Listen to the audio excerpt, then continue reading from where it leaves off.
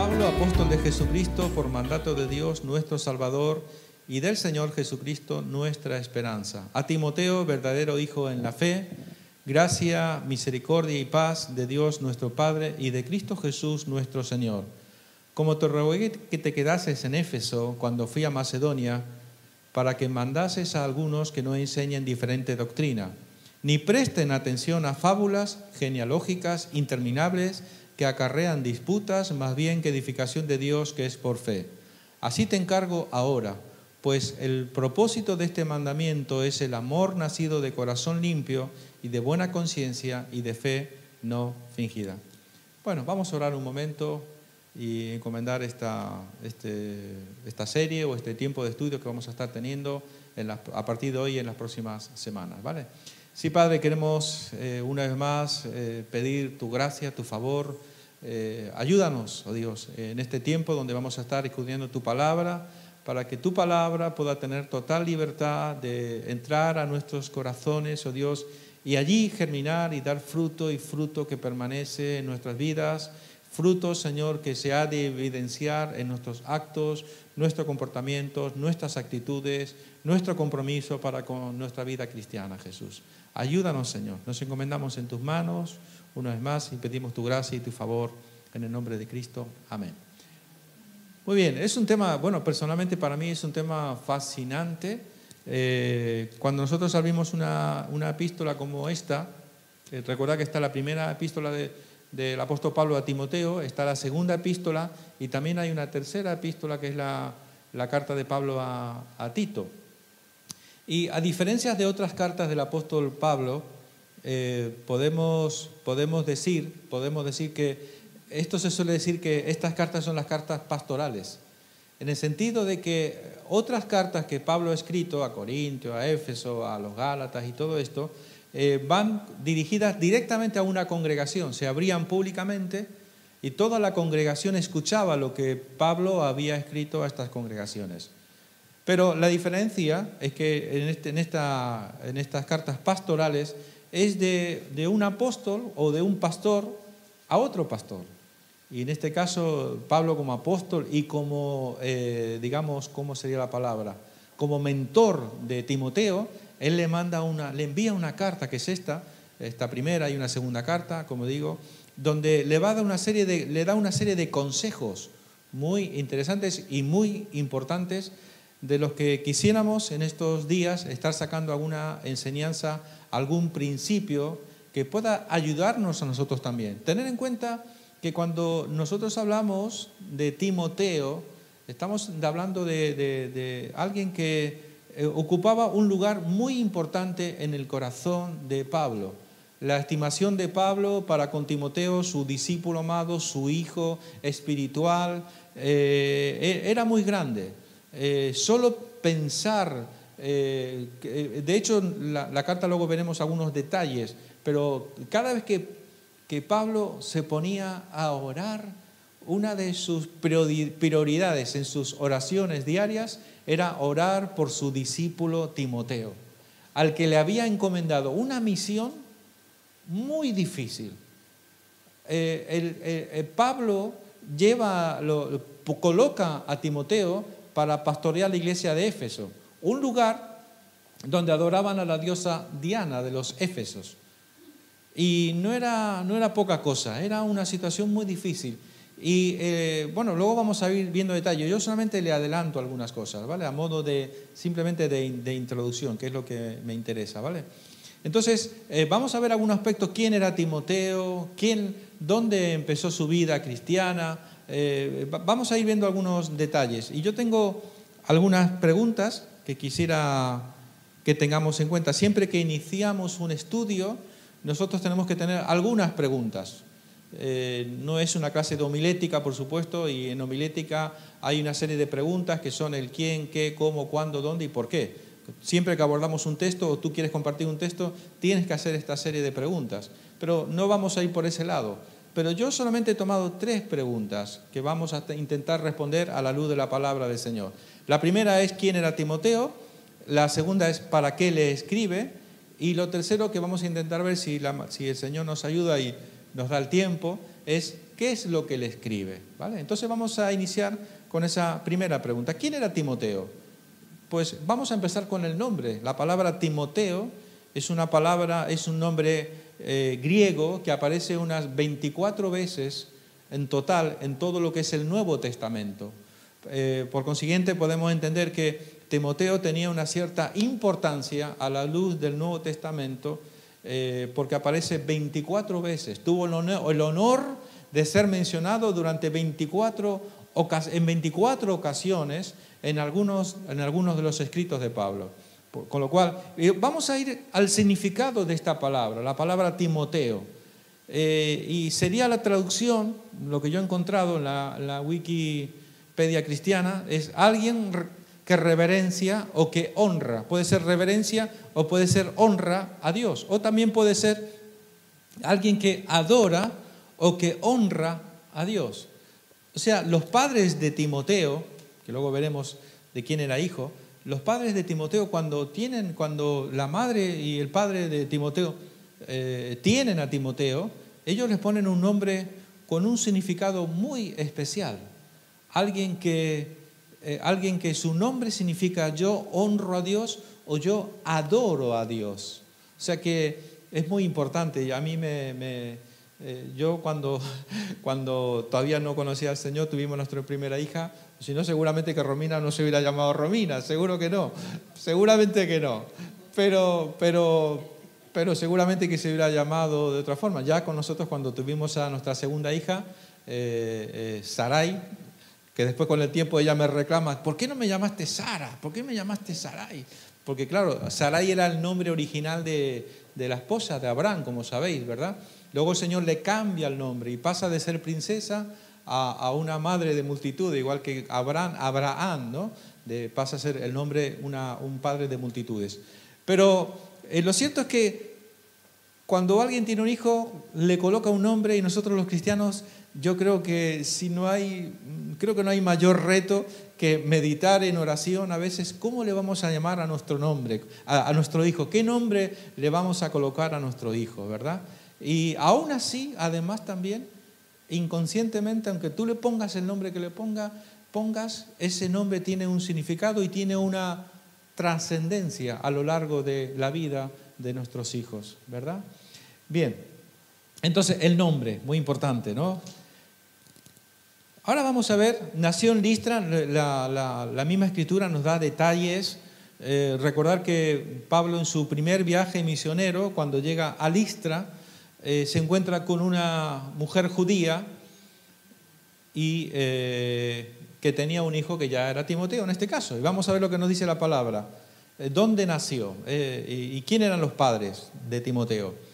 Y en Hechos 16:1 nos dice, por ejemplo, después llegó a Derbe y a Listra. Y aquí había allí cierto discípulo llamado Timoteo, hijo de una mujer judía creyente. Y aquí aparece una palabra muy interesante. Recordar que siempre que en la Biblia tú encuentres la palabra pero, significa, a ver cómo te explico esto, más o menos sería, ¿no? Pero significa, tenemos un pequeño problemilla, más o menos, ¿vale? Porque el detalle es que nos dice que era de madre judía, hasta ahí bien, pero sin embargo de padre griego. Y los judíos y los griegos eran como el agua y el aceite, como la luz y la noche, ¿no? El día y la noche no eran incompatibles. Con lo cual vemos aquí que el inicio o el origen de Timoteo en principio no está muy claro, en el sentido de que nos tenemos que hacer la pregunta, ¿por qué una mujer judía que había sido instruida en la fe judía se había casado con un hombre griego? No es normal, no es habitual. Ni que un judío se case con un gentil, ni que un gentil se case con una judía. O sea, no es normal. Algo tenía que, o sea, ya este joven Timoteo nace con un pequeño inconveniente.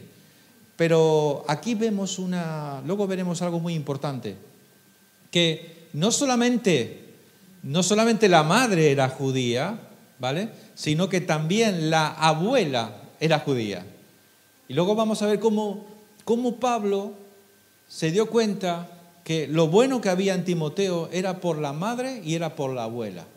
Habían hecho un trabajo extraordinario en la vida de ese joven para prepararle, para formarle y capacitarle para una obra que el Señor tendría preparada para este joven mucho tiempo más adelante, que sería la de pastorear la iglesia de Éfeso, ni más ni menos, ¿vale? Seguimos un poquito más, y aquí tenéis en pantalla más o menos, no sé si llegáis a ver la ciudad de Listra, está un poquito más a la izquierda, veis por allí Éfeso, ¿vale? Y veis qué distancia que hay entre Listra y Éfeso, ¿vale? Desde allí, desde ese lugar, ese lugar Listra, que está al lado de Derbe, de Iconium, ese es el lugar donde nacería Timoteo, ¿vale? Muy distante, veis a la izquierda, completamente a la izquierda, veis la ciudad de Éfeso, ¿vale? Que es la actual Turquía para nosotros, ¿vale? Para nosotros es la actual Turquía. Y ahí fue un lugar muy especial en el ministerio del apóstol Pablo. ¿Por qué? Porque Pablo estuvo aproximadamente unos 2 o 3 años, fue como su base misionera, su base de operaciones, desde la que él salía y hacía ciertas incursiones para hacer la obra del Señor. Pablo hizo un trabajo extraordinario que luego lo veremos. Todos los cimientos de la ciudad de Éfeso sucumbieron, temblaron, sería la palabra, por la visita de un apóstol de Dios, como el caso de Pablo, que predicando de Jesucristo movió todos los fundamentos de la fe de la ciudad de Éfeso, que adoraban a Diana de los Efesios. Muy bien, aquí vemos otro detalle. ¿Quiénes fueron los que instruyeron a Timoteo? Bien, pues según segunda de Timoteo 1:5 nos dice que fueron su madre y su abuela, trayendo a la memoria la fe no fingida que hay en ti, la cual habitó primero en tu abuela, Loida, y en tu madre Eunice, y estoy seguro que también en ti. Aquí, en una frase, encontramos 3 generaciones. ¡Qué maravilla! 3 generaciones, la abuela, la madre, y ahora es Timoteo, el protagonista de esta historia. 3 generaciones simultáneas, ¿vale? Donde la fe fue transmitida de una descendencia a la siguiente y esa descendencia a la siguiente descendencia. Hermanos, aquí hay una enseñanza tan importante y que debemos de tener muchísimo cuidado. Hoy se habla mucho de que, por lo menos aquí en Europa, no sé otros lugares, pero algunos estudiosos, sociólogos cristianos, cuando hacen un análisis de la situación en la que vive la iglesia, se dan cuenta que la crisis que vamos a tener a corto plazo es que nos vamos a encontrar sin obreros, sin jóvenes que respondan al llamado de Dios para el ministerio, para servir al Señor. Y esto es algo muy preocupante, porque no estamos invirtiendo en los jóvenes, no estamos formando jóvenes, no estamos capacitando a los jóvenes, no estamos dando, la iglesia del Señor no está dando espacio a los jóvenes. Con lo cual, la distancia entre los que están sirviendo hoy al Señor en la iglesia y los que son llamados, que serían los jóvenes en este caso, cada vez es más grande, cada vez son menos los que responden al llamado. En otras palabras, para que nos entendamos, los jóvenes no quieren servir al Señor, no quieren ministerio, no les atrae ser pastores, ser siervos de Dios. Entonces nos tenemos que hacer la pregunta, ¿y por qué? ¿Por qué ocurre esto? ¿Qué es lo que está pasando?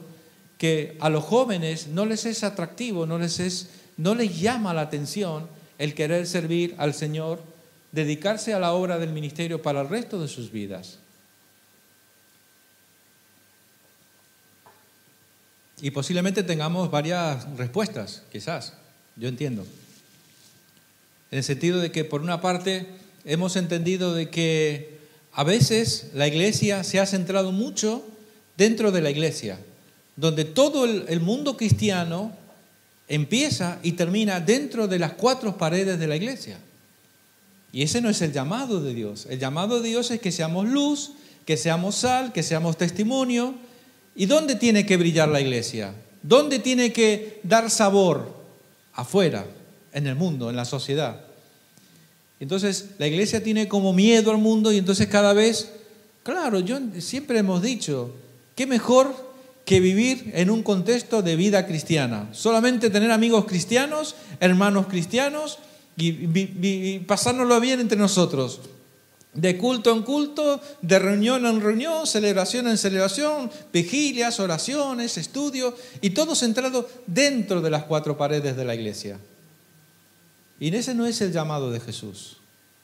El llamado de Jesús es que, vale, hagamos esas actividades dentro de las paredes de la iglesia, pero en esas actividades que nosotros tenemos dentro de la iglesia, tiene que ser sembrar visión y pasión y amor por aquellos que no conocen a Cristo. Y salir al mundo a brillar con la luz de Cristo, en el sentido de que, hermanos, necesitamos jóvenes cristianos que vayan al mundo a brillar con la luz de Cristo. ¿De qué manera? ¿De qué manera? Porque hace años atrás hubo un estudio que se dieron cuenta que algunas iglesias se habían crecido mucho y eran la admiración de muchos cristianos que querían copiar el sistema. Pero se daban cuenta que la gente que llegaba a la iglesia se quedaba dentro de la iglesia y ya no quería saber nada del mundo. Y entonces eran ministerios potentísimos dentro de la iglesia. Pero cuando tú preguntabas, y bueno, ¿y tú a qué te dedicas? Ah, bueno, pues yo soy dependiente en un supermercado. Y no lo digo con menosprecio. ¿Y tú a qué te dedicas? Bueno, yo es que me dedico a servicio doméstico, yo me dedico a esto, me dedico a otro, pero... Y no había ningún ingeniero, no había ningún abogado, no había ningún médico, no había ningún político, no había ningún arquitecto. Y es ahí donde la iglesia tiene que brillar. Jóvenes, yo digo una vez más que los jóvenes, quizás hoy no todos tengamos que servir en el ministerio, pero sí es verdad que hay un campo misionero extraordinario que os está esperando, donde debéis de alumbrar con la luz de Cristo. Y debemos de estar en esos lugares donde se toman decisiones importantes que son trascendentes para nuestra sociedad. La iglesia tradicional ha entendido este principio y hace años que se dedican a preparar a través del famoso Opus Dei, se dedican a preparar gente de élite. Ellos están con los ojos muy abiertos. ¿Por qué pensáis que hay tantos colegios que son religiosos? Y ellos tienen la obligación de descubrir a aquellos jóvenes que destacan. Y cuando hay algún joven que destaca, este lo quiero para mí. Y hablan con los padres y a los padres le dicen, mira, este niño hemos visto que es muy inteligente, tiene mucha capacidad y muchas capacidades y habilidades. Nosotros nos vamos a encargar de educar a tu hijo, le vamos a pagar todos los estudios, le vamos a pagar el deporte, le vamos a pagar, no le va a faltar nada. Claro, si a ti te dicen eso de tu hijo, tú dices, encantado la vida, ¿verdad? Pero el trabajo que van a hacer en ese joven no solamente es prepararles para tener una carrera universitaria, una formación profesional, sino que van a inculcar allí en ese joven para que un día cuando esté en esos lugares de importancia, de relevancia, donde se van a tomar decisiones que son trascendentes, siempre que intenten atentar contra la iglesia, ese joven va a defender a la iglesia. Y es muy sabido que hay muchos políticos y ministros en este gobierno, en España, que son del Opus Dei. Eso no es ningún secreto, lo sabe mucha gente, porque han aprendido ese principio, que donde la iglesia tiene que estar es donde se toman decisiones importantes, defender los intereses de la iglesia, en economía, en cualquier aspecto. Así que cuando vemos este pequeño relato de una abuela, una madre y un hijo, una generación que ha sabido validar la fe en la siguiente generación. Y la siguiente generación, nosotros tenemos hoy el reto, el desafío de transmitir a nuestros jóvenes la importancia de ser luz, de prepararse para el ministerio. No quizás predicando ni cantando, porque no todos somos llamados a predicar y a cantar, pero sí que a desarrollar nuestro ministerio. Y alguien dijo alguna vez que nuestro puesto de trabajo, donde tú trabajas, puede ser tu púlpito. Y quizás no predicas como predicamos aquí en la iglesia, pero quizás tu predicación va a ser por tus acciones, que han visto en ti que tú, y saben, por supuesto, que tú eres cristiano, y quizás nunca les has predicado, pero saben que tú siempre dices la verdad, que tú no tomas nada de lo que no es tuyo, que tú eres una persona que camina en rectitud, en santidad, en integridad. Y esa es tu forma quizás de predicar, ese es tu púlpito, ese es el lugar donde Dios te ha puesto para hacer luz, para hacer sal y para hacer testimonio. Bueno, aquí encontramos, por ejemplo, cómo Pablo se refiere a Timoteo en el momento en el que Timoteo recibe el llamado al ministerio. En 1 Timoteo 1:18 encontramos este siguiente relato. Este mandamiento, hijo Timoteo, te encargo para que conforme a las profecías que se hicieron antes en cuanto a ti, milites por ellas la buena milicia. O sea, parece ser que, bueno, yo entiendo que siempre que hay una profecía, previamente tú tienes que saber que Dios te ha hablado, ¿vale? Dios nunca viene de improviso y te habla y te sorprende. Yo eso no lo sabía. No. Dios lo que hace normalmente a través de una profecía es que te confirma lo que ya previamente te había hablado a ti, lo que Él ya había puesto en tu corazón, un sentir que tú tenías ahí y estás luchando, ¿será de Dios o no será de Dios?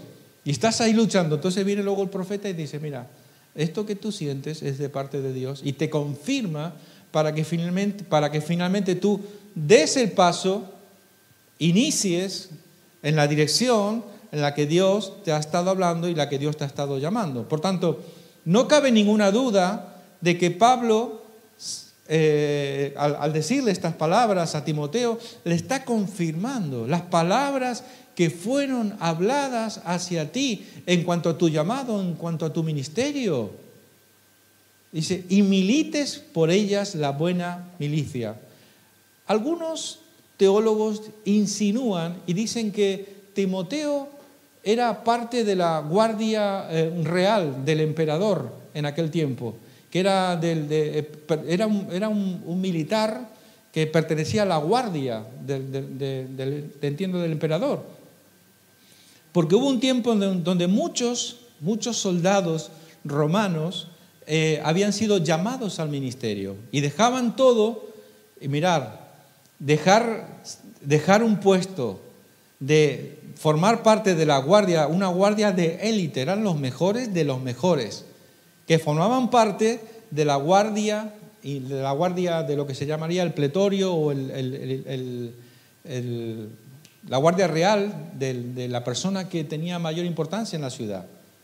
Esas personas tenían un sueldo como 20 veces más que un sueldo normal. Y el día que terminaban su trabajo como militares, recibían una pensión altísima. Era como, no sé con qué lo podíamos comparar hoy en España tal vez, ¿no?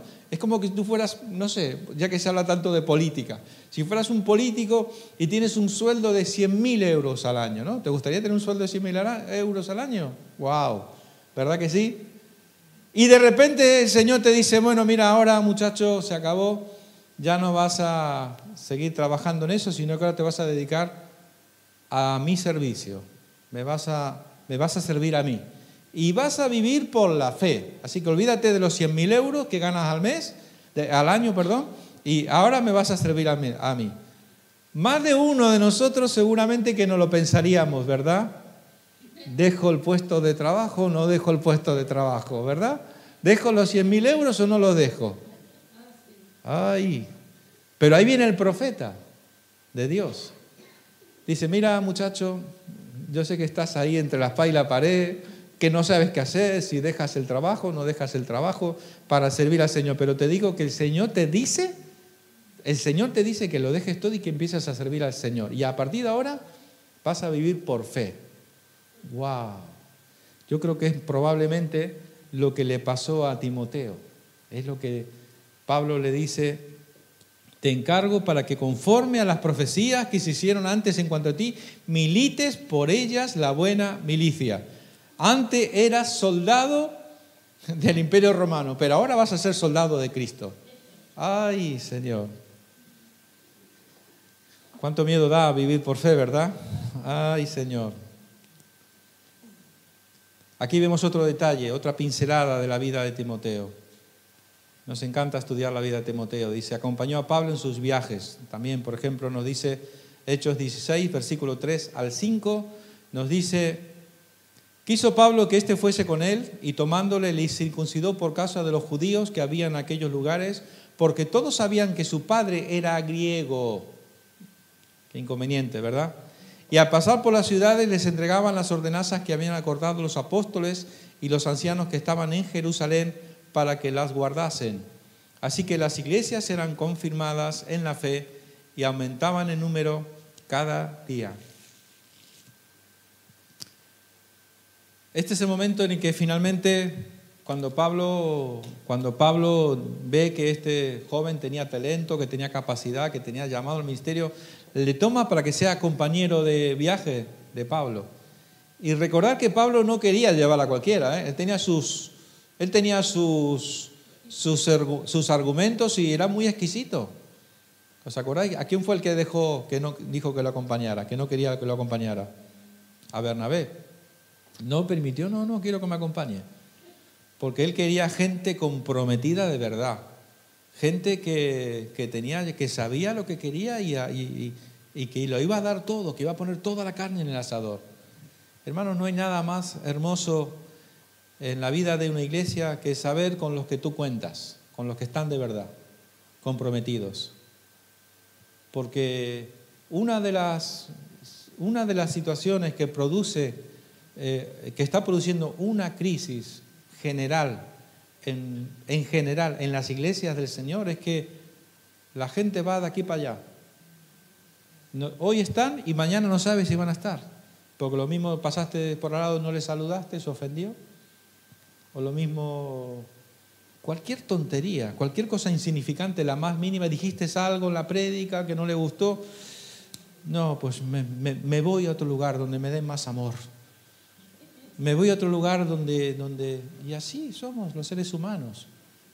A la más mínima. Entonces, hermanos, yo creo que es un tiempo donde la iglesia tiene que desarrollar esa capacidad de madurez y de responsabilidad. De que si yo estoy en una iglesia, estoy en esa iglesia porque estoy comprometido. A las duras y a las maduras. ¿No se dice así en España, Isabel? A las duras y a las maduras. En la iglesia siempre hay cosas que van a ocurrir, siempre hay cosas que no nos van a posiblemente a gustar, porque no se trata de que todo me tenga que gustar. Yo me acuerdo cuando nosotros nos convertimos al Señor hace muchos años y a veces pasaban cosas en la iglesia y el pastor sacaba la espada y empezaba a cortar cabezas. Y yo decía, así, digo, una de esas me vuela a mí la cabeza. Digo, Señor, ¿qué habrá pasado? ¿Qué habré hecho? ¿Qué habrá pasado? Y algunos se marchaban. Algunos. Porque queremos que se nos digan cosas bonitas y agradables. Queremos que se nos digan cosas que nos animulen, pero hermano, no siempre podemos decir cosas buenas desde el púlpito, en el sentido que no siempre vamos a decir lo que a ti te gusta, porque si no estaríamos alentando, porque si tú estás viviendo en pecado, si tú estás en desorden, te estaríamos animando a que lo sigas haciendo. Y de vez en cuando es necesario la exhortación, la confrontación, de vez en cuando hay que decir las cosas como son, no andarse con tanta vuelta, con tanta tontería, que lo que hace es que nos malcrían, nos hacen, desarrollamos un sentido de infantilismo en un sentido de nuestras vidas. Por tanto, nos hacemos la pregunta, ¿qué fue lo que Pablo vio en Timoteo para que entonces diga, este se viene conmigo, este me va a acompañar? Y fijaros el detalle, dice que le circuncidó porque era de padre griego, con lo cual entendemos de que Timoteo todavía no había sido circuncidado, o sea, él no era digamos, judío en un sentido. Y como la misión de Pablo era ir a predicar para que nadie dijera nada, entonces le circuncidó. Y es ahí donde él saca hay un momento donde Pablo dice una verdad tan grande, tan extraordinaria, que a mí me motiva tanto, que cuando él dice que, mira, con tal de ganar algunos para Cristo, si me tengo que hacer a los judíos, si me tengo que hacer a los griegos, si me tengo que hacer a este o al otro, yo me adapto a lo que hay. Lo que está dando Pablo es, mi estrategia es acercarme a la gente, hacerme amigo, ganar su confianza, y después entonces cuando le he dado testimonio y me he ganado su confianza, entonces después es cuando yo cojo y les predico de Cristo. Pero nosotros los cristianos hacemos todo lo contrario. Nosotros vamos directamente, si no te conviertes te vas al infierno.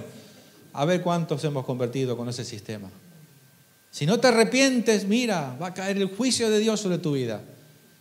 Todavía hay unos cristianos que predican de esta manera. Yo no digo que esté mal ni que esté bien. Yo lo que hablo y lo que quiero enfatizar es qué resultado estamos consiguiendo con esto. Ninguno. Entonces tenemos que mirar cuál es el sistema que da mejor fruto, cuál es el sistema que da mejor resultado.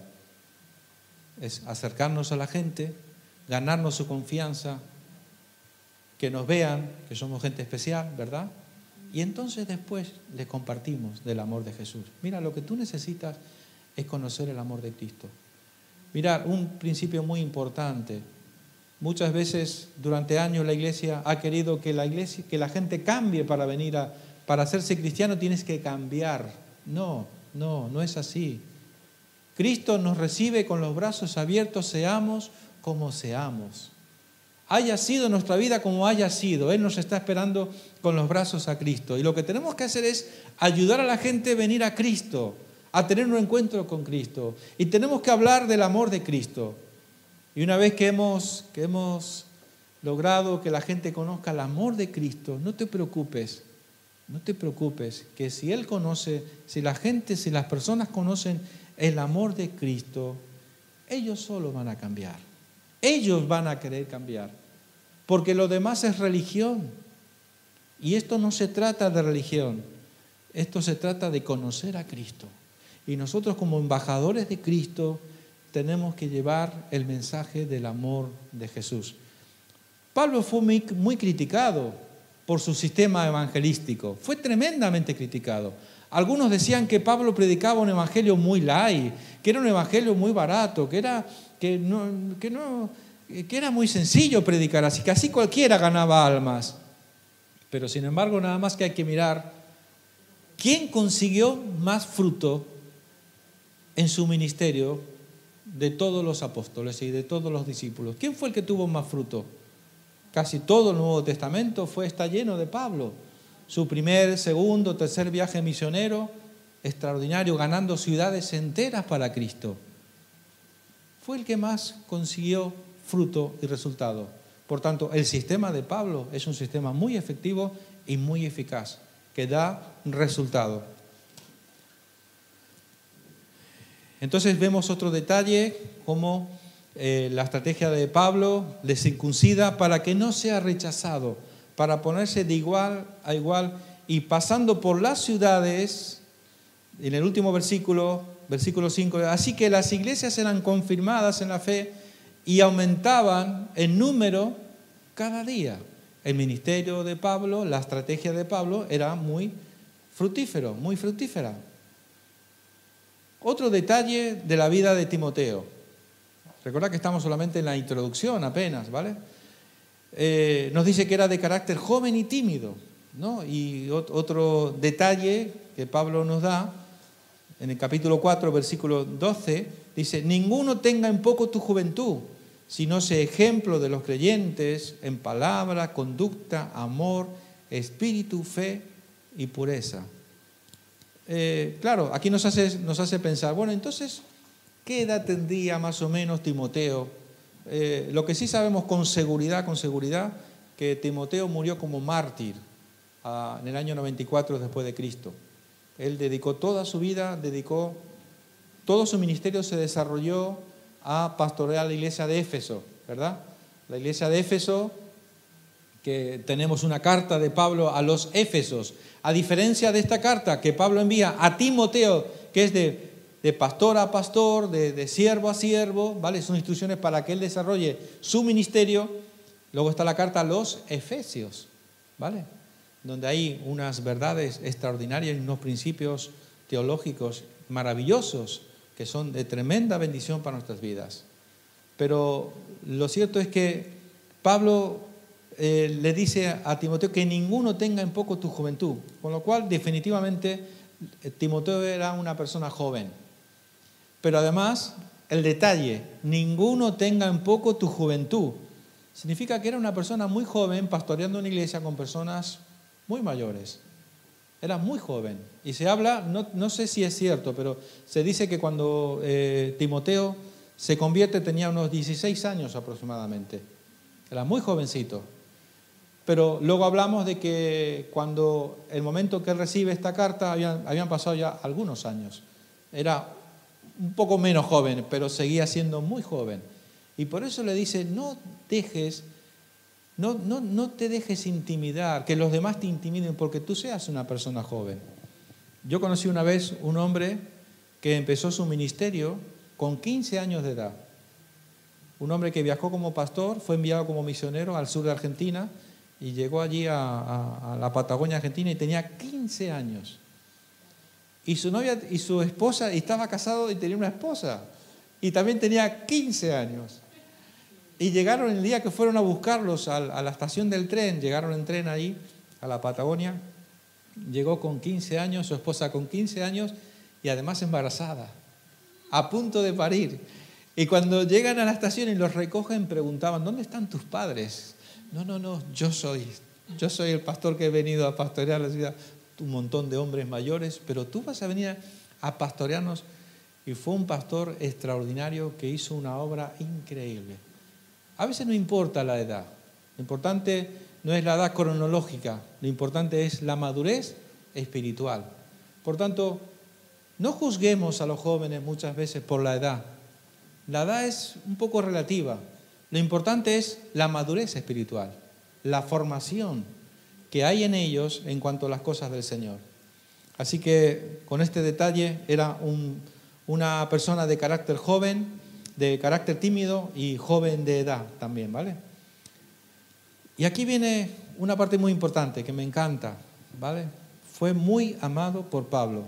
En la segunda epístola de Pablo a Timoteo, capítulo 1, versículo 1 al 4, vamos a ver aquí algunas cosas importantes.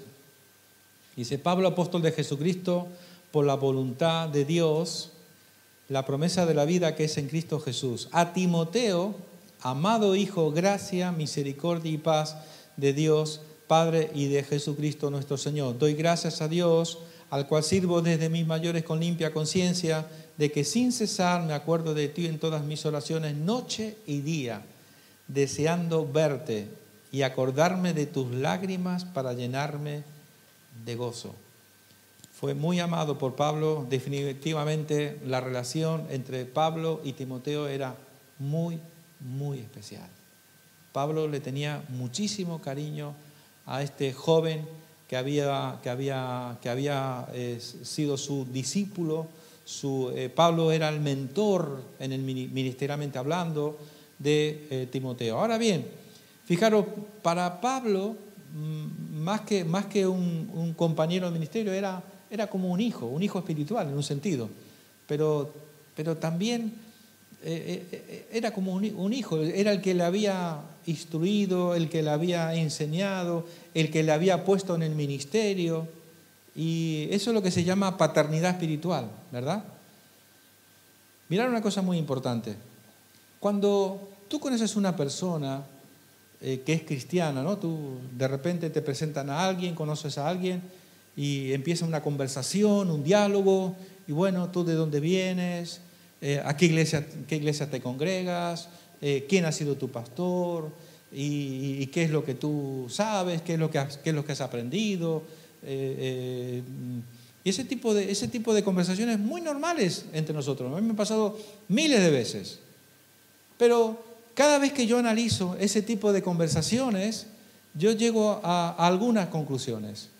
Una de ellas, cuando empiezas a hablar con un cristiano que lleva ya años en los caminos del Señor, a veces llegas a preguntarte, pero ¿qué enseñanza más extraña tiene este hermano en Cristo? Pero ¿quién le habrá enseñado todas esas sarta de cosas que no están ni siquiera están en la Biblia? Inmediatamente piensas, ¿quién le habrá enseñado? ¿De quién habrá aprendido?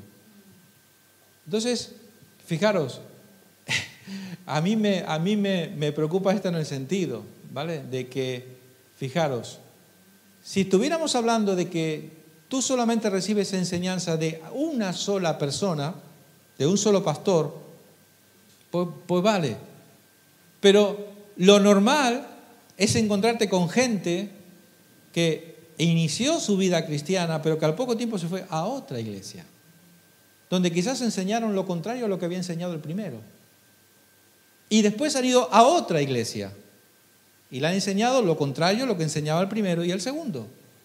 Pero después también, hoy en día, como tenemos los recursos de internet, que cualquiera se puede meter y encontrar prédicas, y prédicas hay, pero para parar un tren. Y hay un montón de gente enseñando doctrinas completamente, no quiero utilizar términos que alguien se me vaya a ofender, pero doctrinas completamente erradas, equivocadas, fuera de contexto bíblico, donde están manipulando la palabra, donde están sacando cosas que la Biblia no dice, donde el único objetivo y propósito es tu bienestar, tu éxito, que tú triunfes, que tú seas esto, seas lo otro, seas un campeón y ese tipo de cosas. Y la Biblia en ningún momento garantiza nada de todo esto. En el mundo tendréis aflicción, pero confiad en mí porque yo he vencido el mundo. La Biblia habla de que el cristiano puede llegar a sufrir en algún momento dado por causa de su fe, no por causa de haber sembrado mal o por haber obrado mal, que es muy distinto, ¿verdad? Pero también Cristo nos dice que el que quiera ser discípulo de Jesús, de Él, tiene que tomar su cruz y tiene que seguir al Señor cada día de su vida. No cuando te da la gana, cuando te viene bien. Todos los días de tu vida tienes que ser un seguidor de Cristo y tomar tu cruz y seguir al Señor.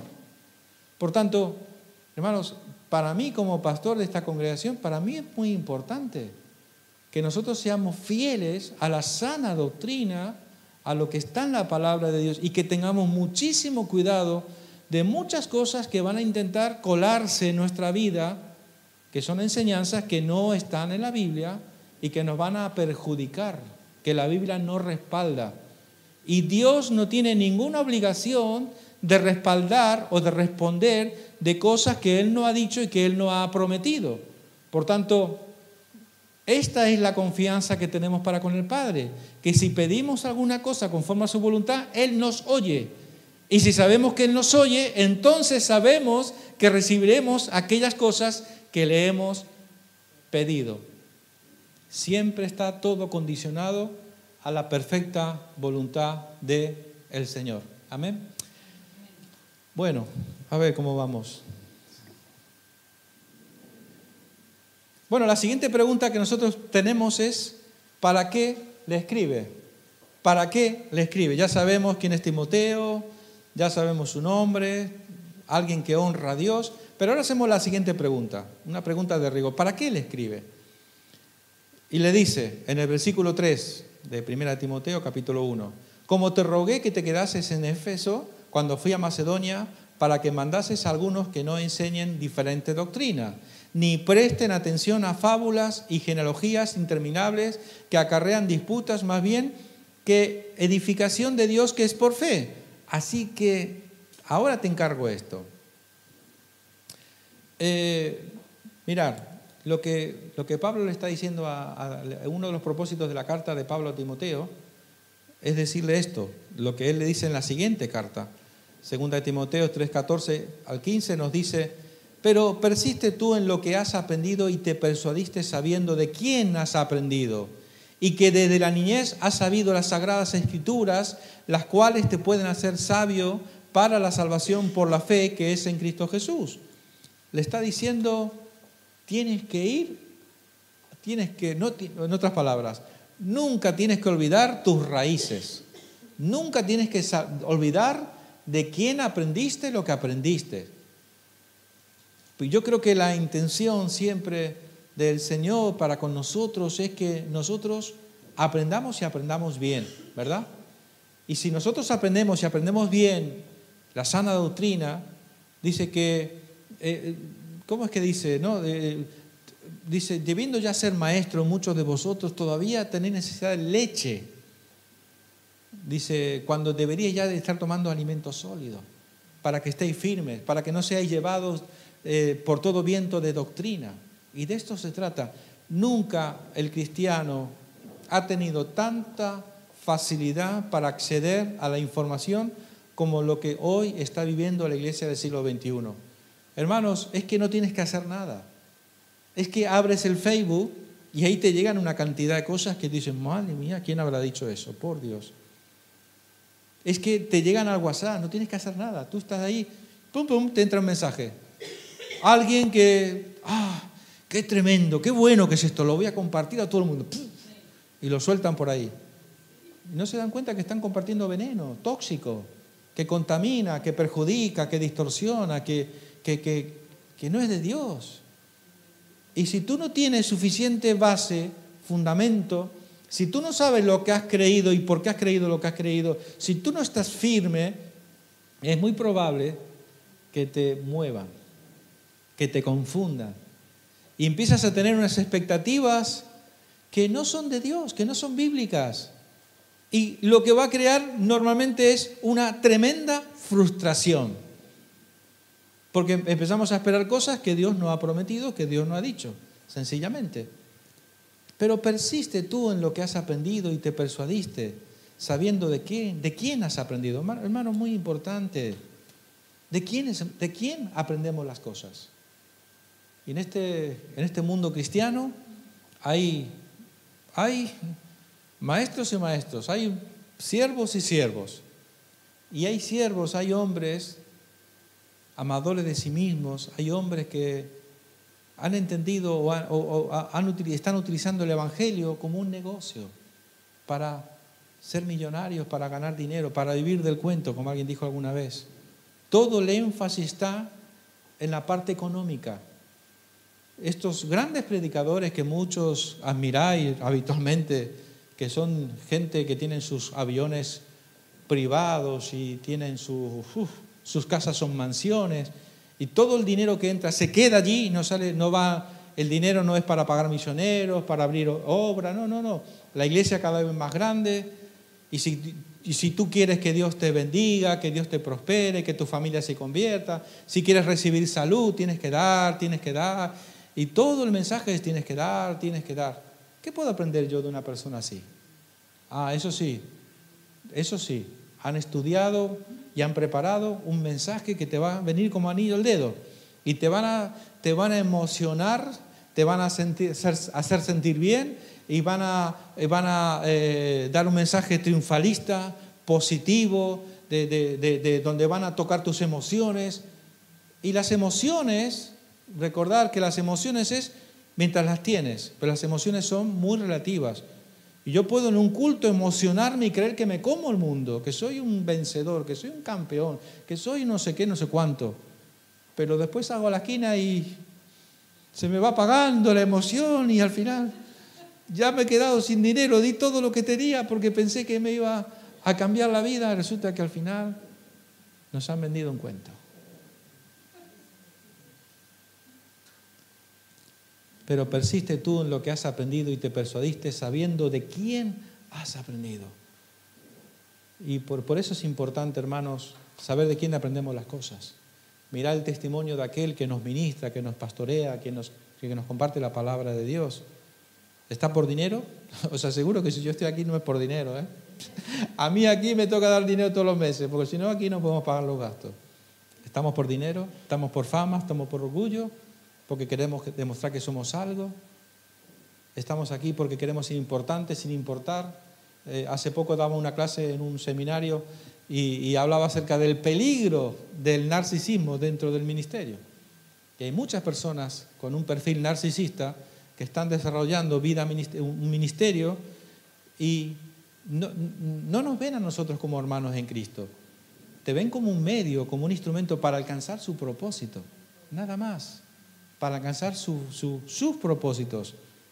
Un medio para alcanzar sus propósitos.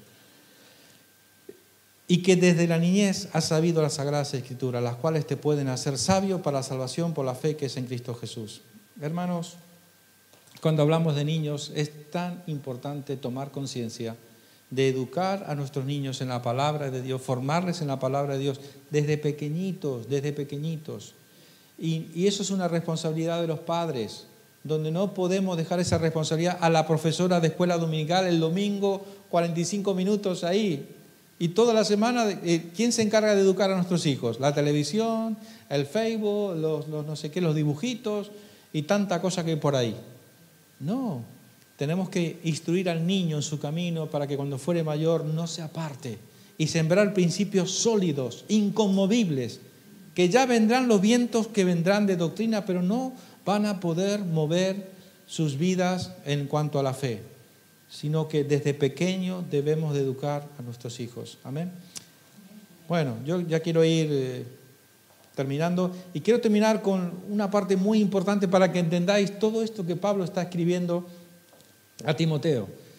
Y es el momento en el que Pablo, cuando por primera vez llegó a Éfeso y se encontró con la diosa Diana de los Éfesos, la historia está en Hechos 19, 23, 28. He hecho un resumen porque es muy largo, no tenemos el tiempo, pero solamente a modo de pincelada nada más. Fijaros, Hechos 19, 23 dice: hubo por aquel tiempo un disturbio no pequeño acerca del camino, porque un platero llamado Demetrio, que hacía de plata templecillos de Diana, daba no poca ganancia a los artífices, a los cuales, reunidos con los obreros del mismo oficio, dijo: varones, sabéis que de este oficio obtenemos nuestra riqueza. Mira. Pero veis y oís que este Pablo, no solamente en Éfeso, sino en casi toda Asia, ha apartado a muchas gentes con su persuasión, diciendo que no son dioses, minúscula, cuidado, los que se hacen con las manos. Y no solamente hay peligro de que nuestro negocio venga a desacreditarse, sino también que el templo de la gran diosa Diana sea estimado en nada y comience a ser destruida la majestad de aquella a quien venera toda Asia y el mundo entero. Cuando oyeron estas cosas, se llenaron de ira y gritaron diciendo: grande es Diana de los Efesios. ¿De quién estamos hablando? Diosa Diana de los Efesios. Era símbolo de la fertilidad. No sé si veis que tiene un montón de senos, muchos senos. Era la diosa de la fertilidad y una serie de cuestiones. Pero la diosa Diana de los Efesios es parte de la mitología griega.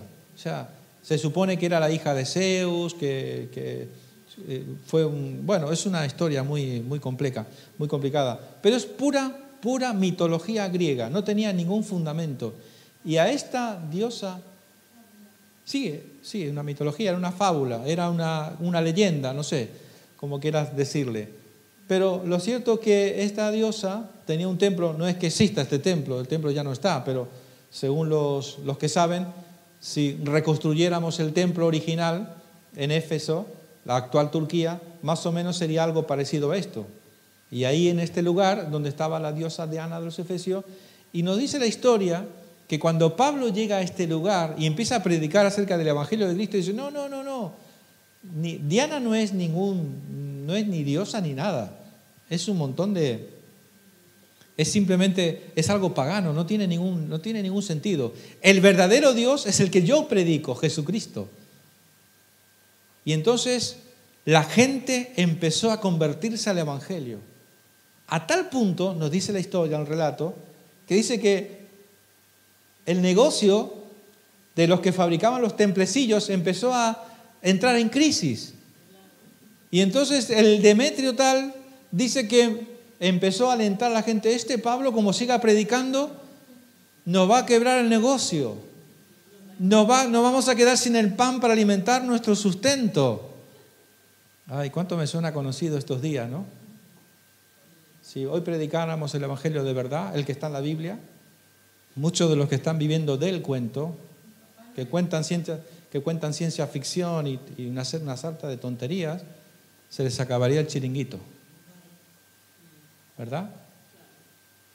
Y ese es el punto, que este hombre empezó a darse cuenta que el negocio se les venía a pique y empezó a animar a otros para ir en contra de Pablo, a tal punto que hubo un alboroto tal que los querían linchar allí, en aquel lugar.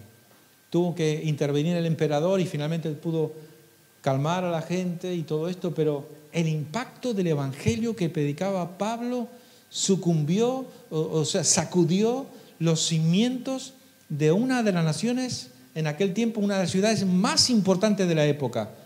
Éfeso era una ciudad comercial, donde había mucha gente que viajaba y pasaba por aquel lugar y había mucho poder económico. Era una ciudad próspera, una ciudad, diríamos, bendecida económicamente, pero bueno, no es la palabra correcta, ¿verdad? Pero una ciudad muy importante.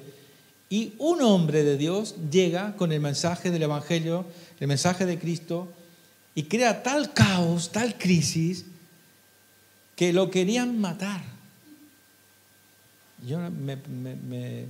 Por eso hoy decimos que predicar el Evangelio de la Biblia no vende. Hermanos, este Evangelio que nosotros predicamos no vende, no es comercial, no es aceptado. Genera rechazo normalmente. Porque la pregunta es, ¿qué estamos creyendo y por qué estamos creyendo lo que creemos? Si a muchos de nuestros hermanos nosotros les predicásemos el verdadero Evangelio, el que está en la Biblia, el que enseña a Cristo, y hacemos un análisis hermenéutico, exégeti, ¿cómo se dice la palabra? Bueno, una exégesis correcta y todo esto, y decimos que la Biblia diga lo que tiene que decir, y no la sarta de tonterías que muchas veces sacamos de la Biblia por tomar pasajes fuera de contexto, hermanos, muchos se nos pondrían en contra. Y a veces es difícil tener comunión, en este sentido, con gente que predica otro tipo de evangelio, el famoso evangelio de la prosperidad o de la doctrina de la prosperidad, que vende, que es comercial y que es más fácil, porque no implica ninguna responsabilidad por tu parte, solo es recibir, recibir y recibir. Pero cuando predicamos acerca de nuestro compromiso, nuestra responsabilidad de cómo debemos de vivir los cristianos que amamos al Señor, eso no vende, no es agradable. No, eso no me gusta. Dios nos ayude y Dios nos libre. Bueno, voy a terminar aquí. Me quedaba la última parte, aunque lo podemos leer para terminar estos primeros 10 versículos rápidamente. Y la pregunta última era, ¿para qué le escribe? De las cuales cosas, desviándose algunos, se apartaron de la vana palabrería, queriendo ser doctores de la ley, sin entender ni lo que hablan, ni lo que afirman. Pero sabemos que la ley es buena si uno la usa legítimamente, conociendo esto, que la ley no fue dada para el justo, sino para los transgresores y desobedientes, para los impíos y pecadores, para los irreverentes y profanos, para los parricidas, matricidas y los homicidas, para los fornicarios, para los sodomitas, para los secuestradores, para los mentirosos y para perjuros y para cuanto se oponga a la sana doctrina. Definitivamente, lo que estaba pasando en la iglesia que estaba pastoreando Timoteo es que el sistema corrupto, el sistema religioso de la época, en la ciudad de Éfeso, se estaba filtrando dentro de la iglesia. Y lo que Pablo le está intentando decir, le está animando y aconsejando a Timoteo, a este pastor joven que está a cargo de una iglesia muy especial y muy importante en la época, donde Pablo había puesto su corazón, le está diciendo, tienes que corregir lo que está mal. Tienes que sacar toda esa gente que quiere intentar meter cosas extrañas dentro de la iglesia, no tienen lugar. Tienes que corregir lo que está mal. Y ahí está, hay varias doctrinas que intentaron colarse dentro de la iglesia. Entonces, lo dejamos para la semana que viene. Vamos a ver cuáles cosas tuvo que hacer Timoteo para poder, entonces, llevar la iglesia de acuerdo a la sana doctrina, aquellos que ellos habían recibido a través del ministerio del apóstol Pablo. Hermanos en Cristo, debemos de mirar la fe que nosotros hemos creído y que hemos abrazado. No sea cosa que en algún momento dado nos encontremos que hemos abrazado algo que la Biblia no respalda o que no enseña. Por tanto, debemos de volver a la sana doctrina. ¿Amén? Porque, y termino con una historia que es muy sencilla, para que tú me entiendas. Hay muchos que predican a Cristo, muchos. Pero el problema está en lo siguiente. Y yo pongo el ejemplo, una analogía para que tú me entiendas. Para que tú seas peluquero, tú vas a un sitio y estudias y te dan un título para ser peluquero, ¿verdad? Para ser fontanero tienes que ir a estudiar y sacar un título. Para ser electricista igual, para ser técnico de aire acondicionado, lo mismo. Todo necesita una cualificación, tienes que prepararte. ¿Sabéis para lo único que no hace falta ningún título? Es para predicar de Cristo. Cualquiera se autonombra pastor, siervo de Dios, llamado siervo de Dios y se pone a predicar. Y lo que en vez de predicar lo que hace es que está haciendo daño y perjudicando a tanta gente. Por tanto, yo ya con 50 y tantos años, hoy lo tengo muchísimo más claro. Yo a veces pienso, misericordia, Señor, de aquellos primeros que tuvimos en nuestra iglesia con Carmen hace muchísimos años atrás. Aquellos primeros hermanos que tuvieron el valor de ponerse bajo nuestro ministerio, bajo nuestro pastorado. Estábamos nuevecitos apenas, con temor y con temblor. Pero bueno, ahí están todavía, siguen adelante los caminos del Señor. Por tanto, vamos a poner de pie, Romina, por favor. Yo quiero, esto ha sido apenas la introducción de lo que vamos a estar viendo. La semana próxima entraremos en el análisis de la epístola Paulina, no que la escribió Paulina, sino Pablo, ¿verdad? Así que vamos a orar un momento.